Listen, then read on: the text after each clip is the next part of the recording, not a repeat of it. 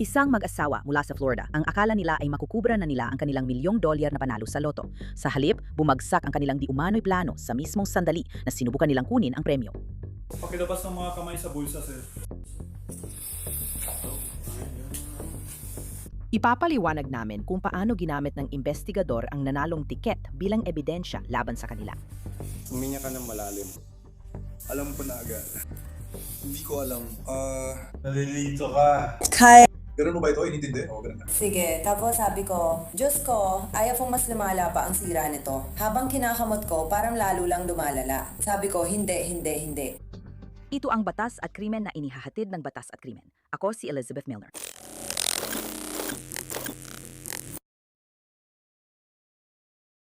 Sa tingin ko, pangarap ng bawat loto player ang jackpot, pero mahigpit ang patakaran ng loto at hindi pinapayagan ng tiket na may tip. Kung hindi, mayaman na sana ako ngayon. Marso 11, 2024 na yon.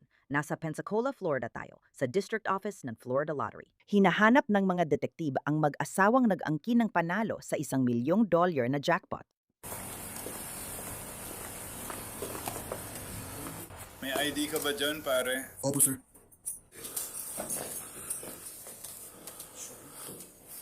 Umupo ka muna habang inayos namin. Kausapin mo yung nasa likod ah. Aalis na ako. Ilabas mo mga kamay mo sa bulsa mo. Okay, opo, sige. Tapos na ako sa kwarto. Kaya... kapag handa na to, kaya...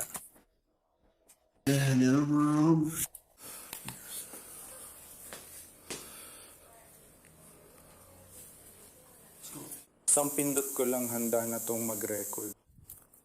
Tara na, huminga ka ng malalim. Kunin mo lang. Nakikita ko, parang nalilito ka. Handa ka na ba para sa kanya? Tara na pare. Bumalik ka lang agad sa loob ng bahay. Yun, nasaan na ba yun? Tama, pare. Hindi ko alam kung paano ka mapapagsalita ang taong to. 500 minuto. Gusto ko bang piliin at ayusin ito? Babalik kami mamaya, sigurado. Ako na bahala. Tara, magtrabaho na tayo. Hindi ko alam. Ang pangalan ko ay Richard. Espesyal na tauhan ako ng Florida Lottery at nandito kami para makipag-usap sa iyo ngayon. Kinausap muna namin siya at ngayon ay kakausapin ka namin. Kinilala ng tanggapan ng Sheriff ng Escambia County ang lalaki bilang si Dakota Jones, 32 taong gulang. Mukhang mas kabado si Dakota ngayon kaysa sabik sa opisina ng lottery. Huminga ka ng malalim. Tanggapin mo lang. Alam ko na agad. Hindi ko alam ang nangyayari. Nalilito ka pa. Kakapasok ko lang sa opisina ng balita. Handa ka na ba para sa kanya? Ano nga pare? Sige. Bumalik ka lang sa loob ng bahay at ayusin mo yan.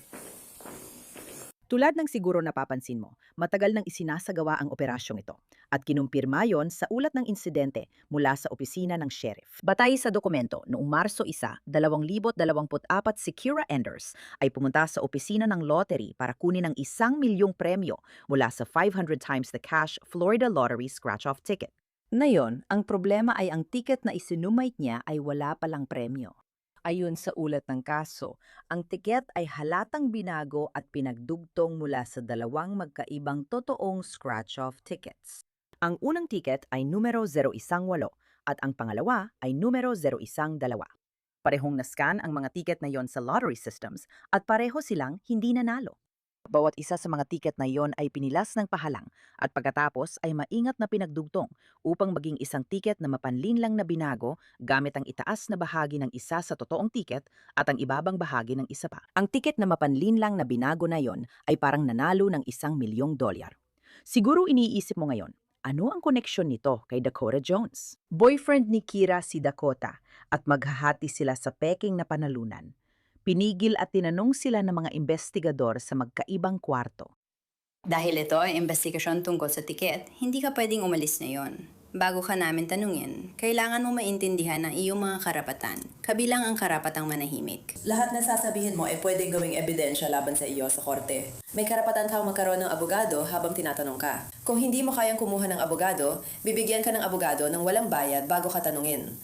Kung gusto mong sumagot sa mga tanong ngayon kahit walang abogado, may karapatan ka pa ring tumigil sa pagsagot sa kahit anong oras. Naintindihan mo ba yon? Gusto namin makipag-usap sa iyo tungkol sa tiket dahil isa itong malaking usapin. Alam mo ba kung saan ka bumili ng tiket? Hindi ko na maalala. Pinuntahan ko lahat ng lugar, parang 5 milyong lugar sa Defuniak at Freeport. Ang dami ko ring tiket nun. Marami ka bang binibiling tiket? Minsan, oo. Paminsan-minsan na. Nanalo ka na ba ng malaki? Hindi malaki. Ang ibig ko sabihin, ang tanging napanalunan ko lang ay mga $100. Ayos na rin yun.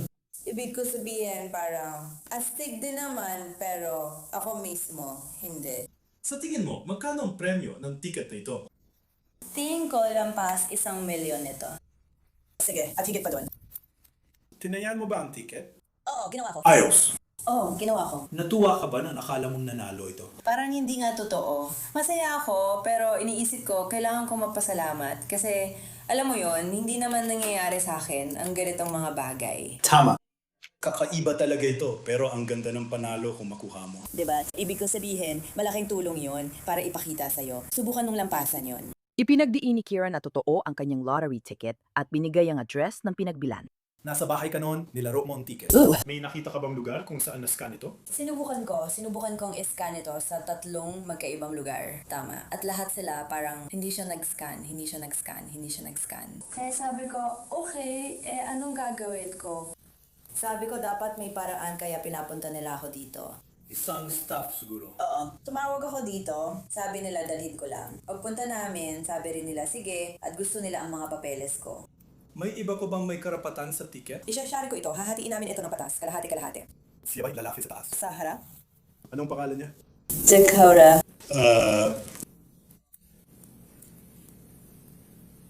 Nung dumating ka rito nung isang araw, una mong punta yun, sa tingin ko. Tama, oo. Pinapunan ka nila ng ilang papeles. Oo, maraming papeles ang pinunan ko. Sige. Kung ipapakita ko ang dokumentong may pirma mo, masasabi mo ba kung pirma mo yon o hindi?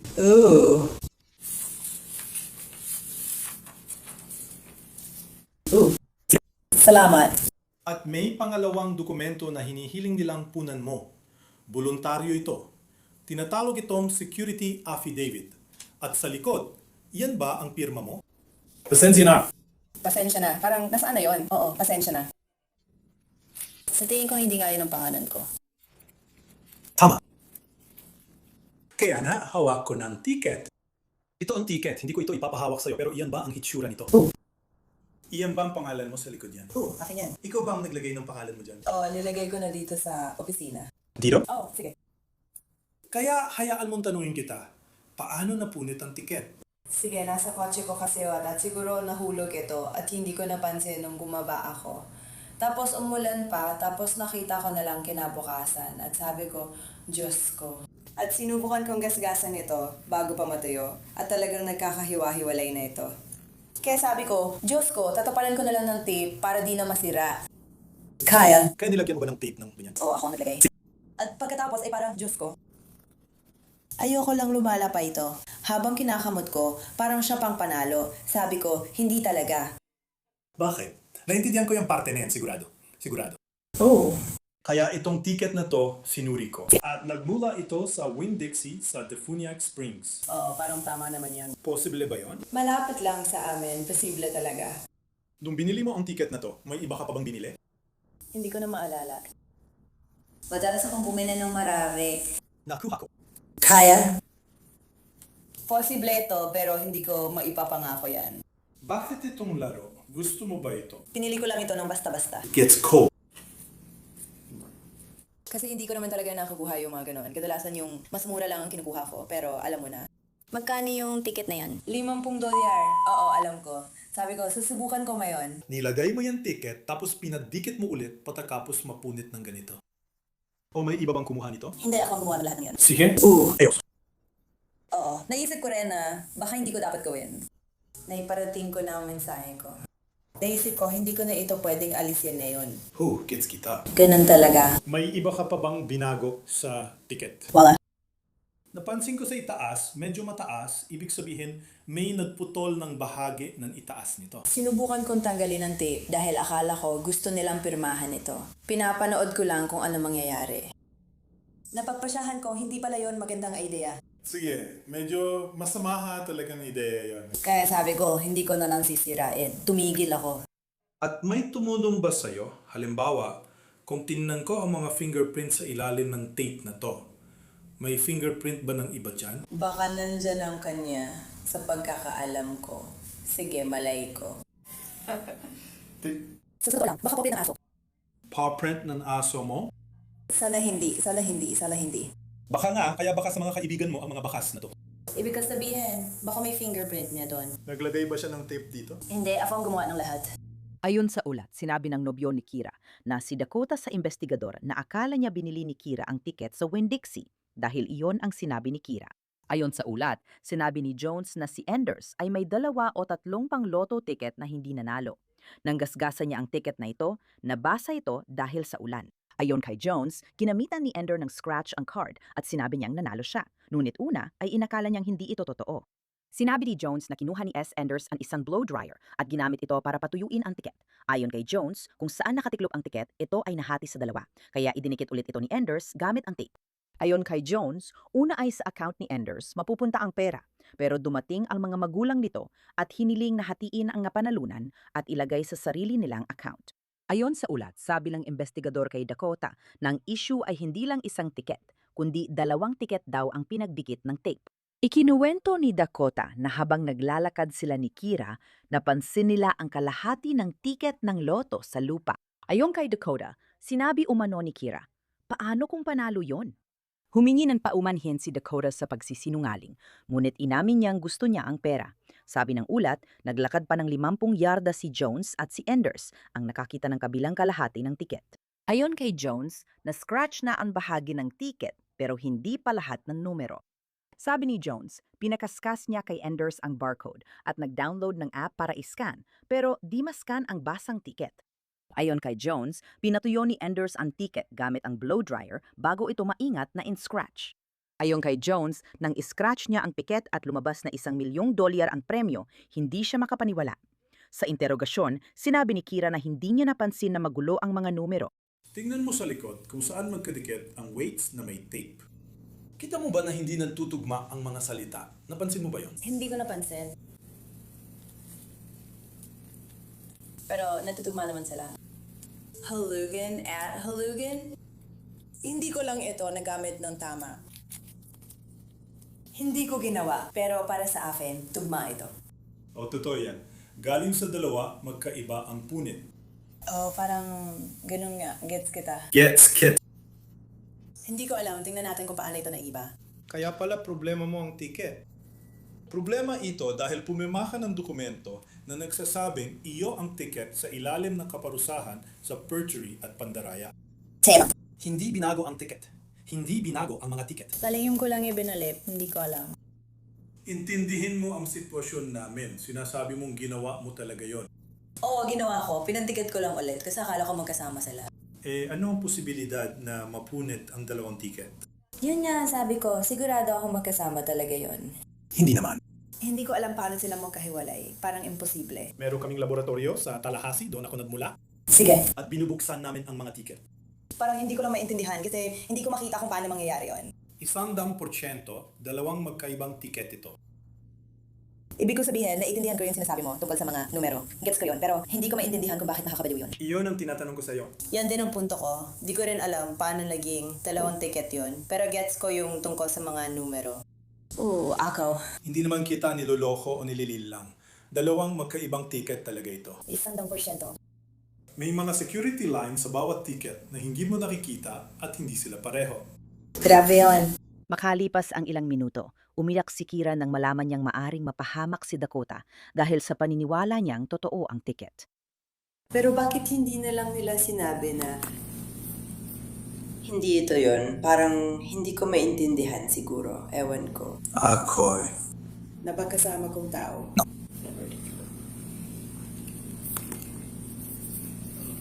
Iniisip po ba masama kang tao? Parang ako lagi ang sinisisi sa lahat ng bagay na hindi ko naman ginawa. Parang ilang beses na akong kailangang magpunta sa korte para patunayan ang pagiging inosente ko sa bagay na hindi ko ginawa. Parang hindi ko na nga alam kung ano yun. Parang wala naman akong ginagawa masama. Kailan na yan? Wala akong pakialam. Parang palagi ako napaparusahan kapag tama ang ginagawa ko. Hindi ito makatuwiran.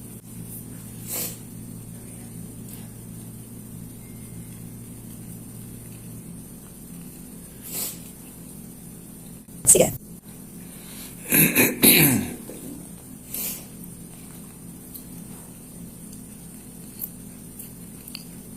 Nakakainis talaga. Nakikita mo yung iba dyan na gumagawa ng masama tapos nakikita mo silang napaparusahan sa lahat ng bagay. Pero ako, ginagawa ko naman ng tama pero nagkakaproblema pa rin ako para sa isang bagay na hindi ko man lang naisip gawin.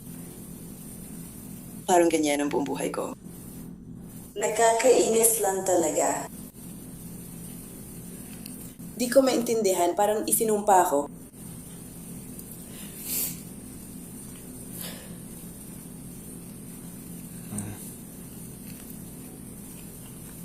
Parang, ewan ko, hindi ko maalam kung sinong gagawa nun. Parang, bakit mo gugustuhin na, heto, parang, hello, anong pinakatanga?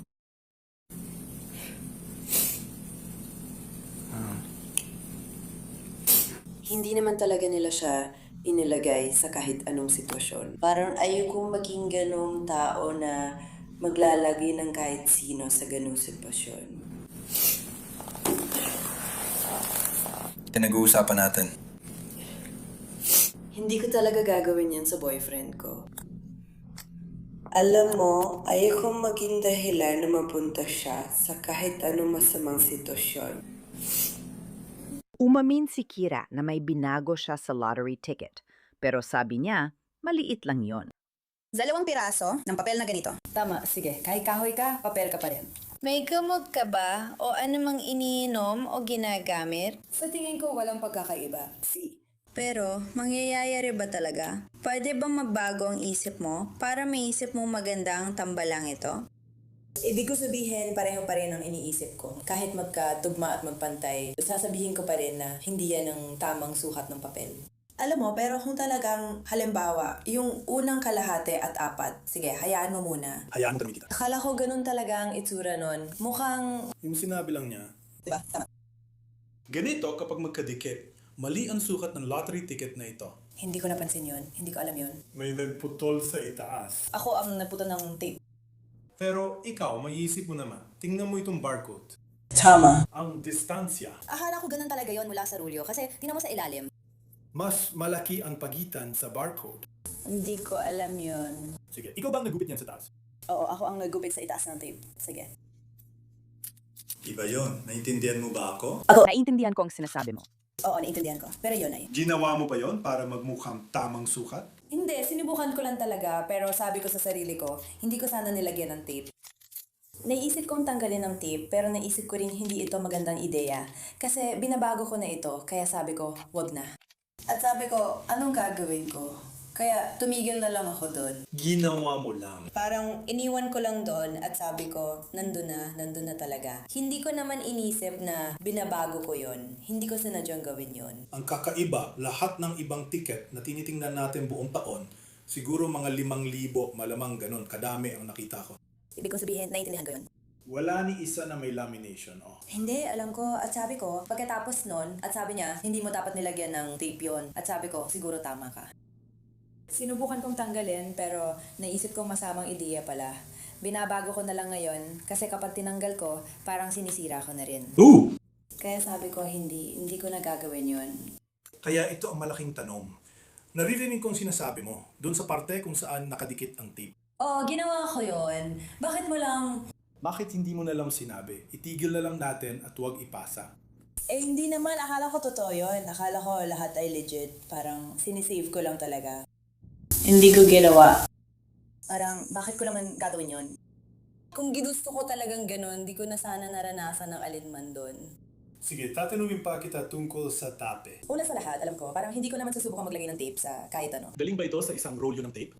Rolling tape? Ooh, packaging tape. Sige, ayos. Napansin ko na hindi masyadong dumikit ang tape dun sa may punit. Napansin ko rin yun. Pero pakinggan mo, maganda naman ang tape mo sa itaas na walang punit o sira. Bakit mo kailangan lagyan ng tape ang bahaging yun? Hindi ko alam. Gusto ko lang na buo siya, ewan ko. Gusto ko lang na maging maayos ito. Gusto mo na magmukhang pareho ang lahat. Hindi ko nga naisip yon. Hindi ko sinasabi na gano'n ang sinabi mo. Gusto ko lang na maging ligtas, pero hindi naman pala kailangan. Unti-unti na akong nadudurog habang nagpapatuloy ako. Hindi na kailangang lagyan ng tape sa taas at baba nito. Malamang tama ka. Pagkatapos kong maisip yon, dun ko na lang sana nilagyan ng tape sa punit. Narealize ko lang yan pagkahuli. Sabi ko sa sarili ko, ang tangka ko. Bakit ko naman gagawin yon? Kadalasan, hindi ko naman talaga sasabihin o iinsultuhin na tanga ka. Hindi ko kailanman gagawin yan. Kadalasan, nagpapakita ito ng intensyong mandaya o manloko. Ang ibig ko sabihin, naiintindihan ko yon, pero hindi ko gagawin yon. Wala namang ibang intensyon, kundi pagsamahin ng dalawa at panatilihing ligtas. Eh bakit mo tinapalan ng ibabaw? Tinapalan ko lang talaga ang buong bagay. Bakit mo tinapalan ang buong bagay? Hindi ko alam, tinapalan ko lang talaga ang buong bagay. Naku. Gusto ko lang panatilihing buo ang buong ticket. Pero kahit tinapalan mo ng tape ang buong ticket, hindi pa rin natakpan ng maayos ang mismong napunit sa gitna. Alam ko, hati na siya, kitang-kita ko.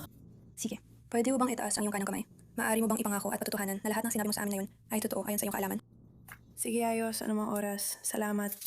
Salamat sa pagtulong sa amin. Tatanggalin na namin ang tape ng 3 minuto pa. Ayos na ba? Hindi ko talaga ito matandaan. Hi, sir. Kailangan ko yon, ikaw. Sabihin ng totoo. Kaya mo bang ipasok ang kamay mo dito? Hindi. Ito na ba ang huling tira mo? Hindi. Sige. Hindi. Sumpa ko sa buhay ng anak ko. Ayos.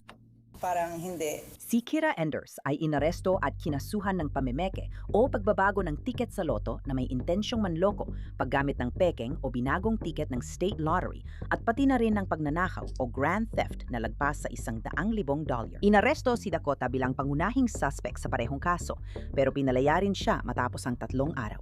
Walang malinaw kung may isinampang kaso ang mga piskal kay Dakota dahil walang nakalistang kaso. Sa website ng korte. Ayon sa online na record ng korte, noong Agosto 2020, si Kira Enders ay nagplead ng no contest sa grand larceny theft na mahigit $100,000 at hinatulan ng probation. Salamat sa panonood ng Law and Crime. Ako si Elizabeth Milner, magkita tayo ulit sa Lunes para sa bagong kaso.